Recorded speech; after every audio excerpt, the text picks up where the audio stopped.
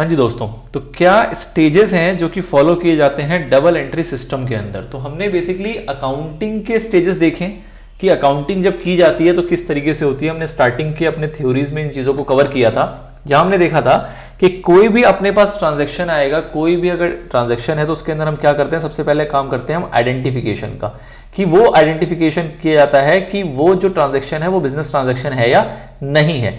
अगर वो business transaction है तो उसके बाद देखते हैं उसका मॉनेटरी मेजरमेंट, कि मेजरमेंट उसको किया जा सकता है कि नहीं किया जा सकता। और उसके बाद ये दो एक्टिविटी होने के बाद हम शुरू हो जाते हैं उसको रिकॉर्ड करने के लिए। अब रिकॉर्ड करने का प्रोसेस हमने क्या देखा था, तो हम क्या करते हैं, हम पास करते हैं जर्नल एंट्रीज। जर्नल एंट्री किसी की पास की जाएगी, उसके बाद कहां जाएगा, उसके बाद वो जाएगा लेजर के लिए। उसके बाद हम जब उसको लेजर में उसको पोस्ट कर देंगे, लेजर के बाद उसके जो फाइनल बैलेंसेस होंगे उससे हम बनाएंगे क्या, ट्रायल बैलेंस। और ट्रायल बैलेंस के बाद इस ट्रायल बैलेंस की मदद से हमारे क्या बन जाते हैं, फाइनल अकाउंट्स। ठीक है, ये मोटे मोटे तौर पे हमने देखा था प्रोसेस। इसके अंदर अगर आइडेंटिफिकेशन और मेजरमेंट को छोड़ दें, क्योंकि ये थ्योरेटिकल इंपैक्ट है, ऑब्वियस सी बात है कि बिजनेस ट्रांजैक्शन को ही रिकॉर्ड करने की बात की जाएगी और वो हमेशा मनी मेजरमेंट कॉन्सेप्ट को फॉलो करके चलेगा। तो ये बहुत क्रूशियल स्टेप नहीं है। हाँ, नो डाउट हमें स्टार्टिंग में करने चाहिए, करते हैं हम, थ्योरेटिकल हमारा पॉइंट था ये। बट अगर हम प्रैक्टिकल वे में सोचें तो ये हमारा बहुत प्रैक्टिकल पॉइंट नहीं है। इसके अंदर में कोई एक्टिविटी नहीं करनी होती, मोटा मोटा इसको बस छांट लिया हमने, आइडेंटिफाई कर लिया कि हाँ भैया ये सारी वो ट्रांजैक्शन है जिसको हमें बुक्स में रिकॉर्ड करनी है। मेन काम शुरू कहां से होता है हमारा, यहां से। इस स्टेप पे आप क्या काम कर रहे हो, इस स्टेप पे आप कर रहे हो रिकॉर्डिंग। मोटे तौर पे जब आप जर्नल एंट्री पास कर रहे हो, आप ये डिसाइड कर रहे हो कि किसको डेबिट करना है, किसको क्रेडिट करना है, तो इसको हम कहते हैं कौन सा स्टेज, जहां पे आप करते हो रिकॉर्डिंग। इसके बाद जब आपने रिकॉर्ड कर दिया तो इन एंट्रीज को आप, जैसे इस एंट्री के अंदर आपने, इसके अंदर सपोज 100 एंट्रियां पास की है, जिसमें से कि 5 जगहों पे रेंट आ रहा है, 25 जगहों पे कैश आ रहा है, 4 जगहों पे फर्नीचर आ रहा है, कहीं बिल्डिंग आ रहा है, कहीं कुछ आ रहा है, कुछ कहीं डेबिट हो रहा है, कुछ कहीं क्रेडिट हो रहा है, जैसा भी है। अब इन सब ट्रांजैक्शंस को जब आप ट्रांसफर करोगे लेजर के अंदर, लेजर का मतलब क्या होता है, सभी के अपने अपने अकाउंट। मतलब फर्नीचर अकाउंट में जो 4 बार फर्नीचर यहां पे आया था वो सारा 4 बार यहां ट्रांसफर हो जाएगा। उसमें से किसी बार फर्नीचर आ रहा होगा, किसी बार फर्नीचर जा रहा होगा, उसका क्लोजिंग बैलेंस हमें पता लग जाएगा।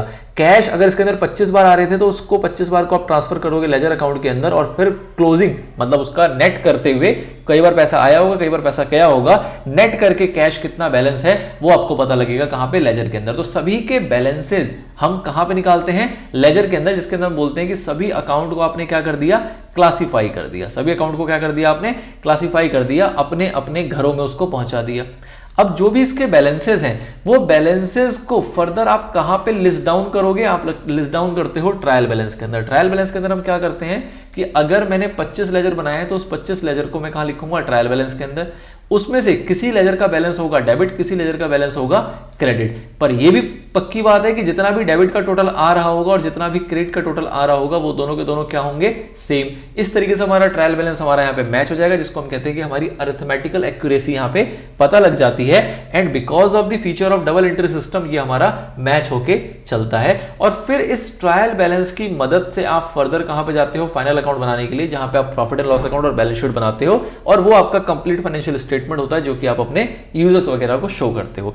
ये जो लेजर के बाद जो आप ट्रायल बैलेंस बना रहे हो, ट्रायल बैलेंस के अंदर आप क्या कर रहे हो, सारे लेजर्स के बैलेंसेस को लिस्ट डाउन कर रहे हो, मोटे तौर पे आप कह सकते हो कि समराइज कर रहे हो।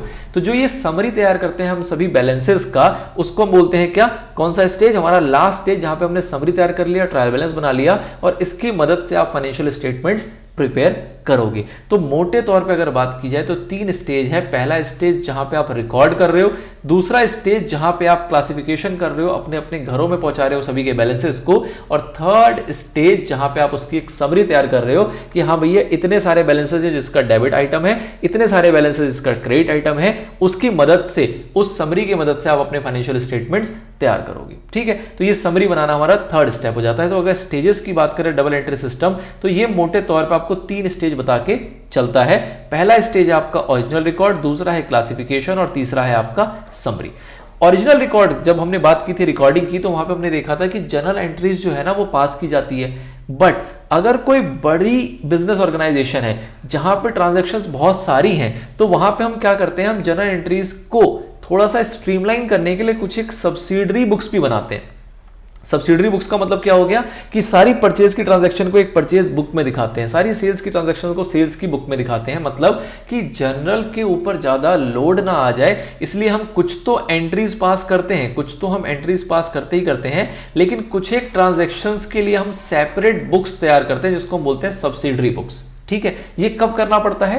जब हमारी बिजनेस ऑर्गेनाइजेशंस बड़ी हैं, वहां पे जो नंबर ऑफ ट्रांजैक्शंस हैं वो बहुत ज्यादा हैं, तो इस एंट्रीज से गलती होने की संभावनाएं बढ़ जाती हैं, इसलिए हम कहते हैं कि थोड़ी बहुत तो हम एंट्री भी मारेंगे, बट कुछ एक ट्रांजैक्शन जिसको हम बुक्स में एंटर कर सकते हैं उसको सब्सिडरी बुक्स की मदद से बुक्स में एंटर करके चलेंगे। ठीक है, तो ये हो गया रिकॉर्डिंग का ही फेज है। जर्नल एंट्री है वो भी रिकॉर्डिंग है, और अगर आप बुक्स में रिकॉर्ड कर रहे हो तो वो भी रिकॉर्डिंग ही है, लेकिन बस चीज क्या है कि अगर बिजनेस ट्रांजैक्शंस ज्यादा हैं तो हम बुक्स की मदद लेते हैं, एंट्रीज वहां भी पास होती हैं, कुछ ट्रांजैक्शंस बुक्स में दिखाए जाते हैं, बट अगर आपकी ऑर्गेनाइजेशन छोटी है तो हमें बुक्स की आवश्यकता नहीं पड़ती, हम एंट्री से ही काम चला लेते हैं। ये आपका फर्स्ट स्टेज है रिकॉर्डिंग का। ठीक है sir, all the transactions are first recorded in primary books, जिसको हम क्या नाम दे रहे हैं? जनरल का।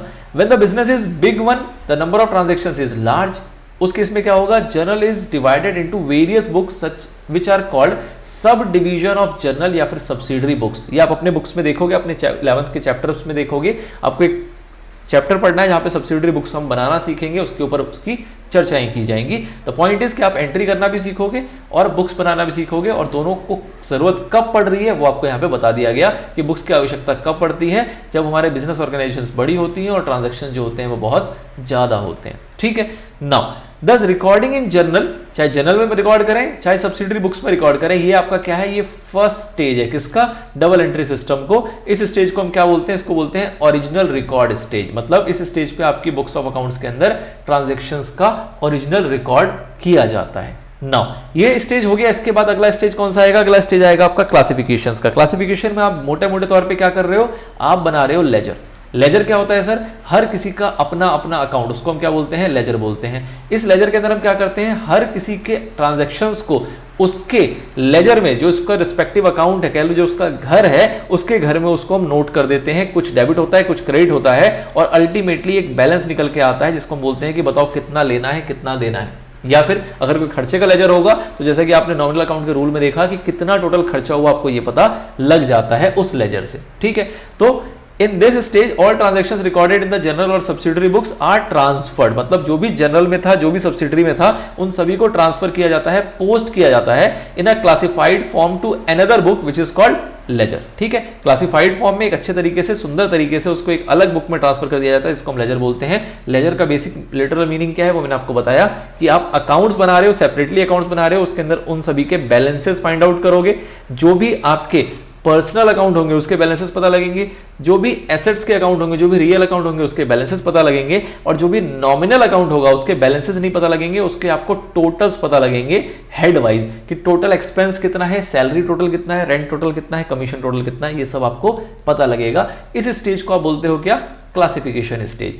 Last but not the least आपका जो स्टेज आएगा उसको हम बोलते हैं समरी स्टेज। इस स्टेज में हम क्या करते हैं कि जितने भी आपने लेजर्स बनाए उन सभी के बैलेंस को आप यहां पे ट्रांसफर करते हो, सभी बैलेंस को एक सीरियल ऑर्डर में लिखते हो।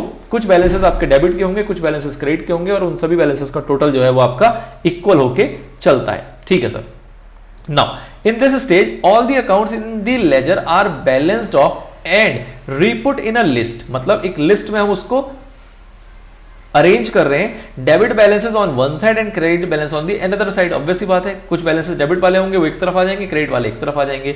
The list so prepared is called trial balance. इस लिस्ट को हम क्या बोलते हैं? Trial balance. बेसिकली क्या है?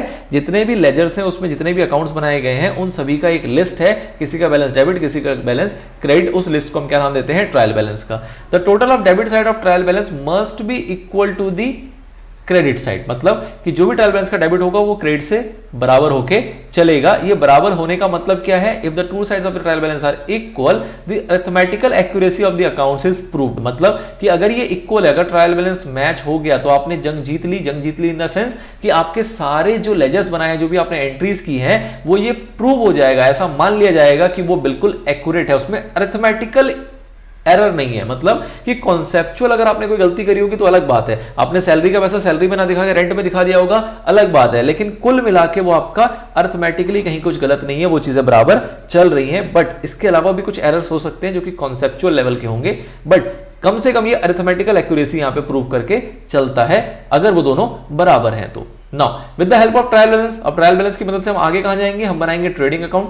Profit and loss account is to ascertain the profit earned और loss suffered during the particular period. और क्या बनाएंगे हम, बैलेंस शीट बनाएंगे ताकि हमें क्या पता लग सके, फाइनेंशियल पोजीशन, मतलब फाइनेंशियल रिजल्ट्स, क्या प्रॉफिट है क्या लॉस है, उसके लिए हम बनाएंगे trading account, profit and loss account, और लास्ट में बनाएंगे बैलेंस शीट जिससे हमें पता लगेगी फाइनेंशियल पोजीशन हमारे बिजनेस की। तो मुद्दा क्या है कि जितने भी अकाउंट्स है उसकी आपने एक समरी तैयार करी, ये आपका थर्ड स्टेज था। इस समरी के अंदर आप मोटा मोटा बना रहे हो ट्रायल बैलेंस, जो कि एक लिस्ट है सारे अकाउंट्स का, और इस ट्रायल बैलेंस की मदद से आप क्या बनाते हो, आप बनाते हो trading and profit and loss account, और साथ में क्या बनाते हैं, ये आपको क्या बताता है, ये आपको फाइनेंशियल रिजल्ट्स बताएगा। और क्या बनाते हो, आप बनाते हो बैलेंस शीट, ये आपको क्या बताता है, ये आपको फाइनेंशियल पोजीशन बता के चलता है किसी भी बिजनेस का। तो ये है मोटा मोटा स्टेजेस जिसमें हम क्लासिफाई करते हैं अपने डबल एंट्री सिस्टम को। 3 स्टेज, पहला ओरिजिनल रिकॉर्ड, दूसरा क्लासिफिकेशन और थर्ड में उसकी समरी। That's it. ठीक है सर, ओके जी।